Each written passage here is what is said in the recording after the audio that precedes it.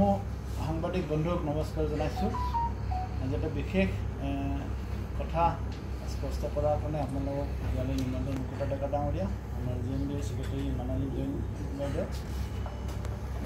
ইছ্যুটো হ'ল আজি কিছুদিন আগতে এটা বাতৰি প্ৰকাশ পাইছিলে ফেঞ্চি বজাৰৰ পৰা হোলচেল মাৰ্কেট, গেলামালৰ হোলচেল মাৰ্কেটটো স্থানান্তৰ কৰাৰ কথা লৈ পেলাই এটা বাতৰি প্ৰকাশ পাইছিলে। তাত লৈ ফেঞ্চি বজাৰৰ ব্যৱসায়িক মহলৰ মাজত এটা মিশ্ৰিত প্ৰতিক্ৰিয়াৰ সৃষ্টি হৈছে আৰু এই কথা আমি স্পষ্ট কৰি দিবৰ কাৰণে আপোনালোকক ইয়ালৈ নিমন্ত্ৰণ জনাইছিলোঁ।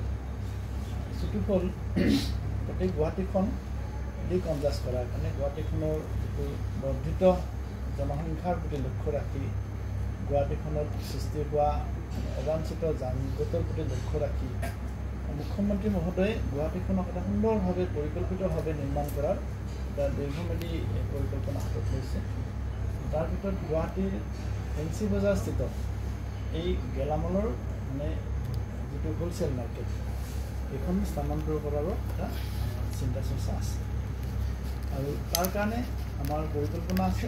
আমি গুৱাহাটীৰ বাহিৰত আমি চুইটেবল জেগা ঠাই বিচাৰি আছোঁ আৰু আমি যেতিয়া এই আমাৰ চুইটেবল জেগাটো পাম, আমি তাত এই ফেঞ্চি বজাৰখন স্থানান্তৰ কৰা হোলচেল মাৰ্কেটখন তাৰপৰা স্থানান্তৰ কৰা আমাৰ পৰিকল্পনা আছে। কিন্তু একচুৱেলি স্থানান্তৰ বুলি কোৱা কথাটো অকণমান টেকনিকেলি শুদ্ধ নহ'ব যেন লাগে, কাৰণ ফেঞ্চি বজাৰত যিবোৰ বজাৰ আছে এইটো চৰকাৰী মাটিত নাই, ব্যক্তিগত মাটিত তেওঁলোকে নিজৰ নিজৰ সুবিধামতে বজাৰখন তাতে কৰি লৈছে আৰু এইটো যুগ যুগ ধৰি তাৰ পৰা গোটেই অসমৰ মাৰ্কেটখন নিয়ন্ত্ৰণ হৈ আছে।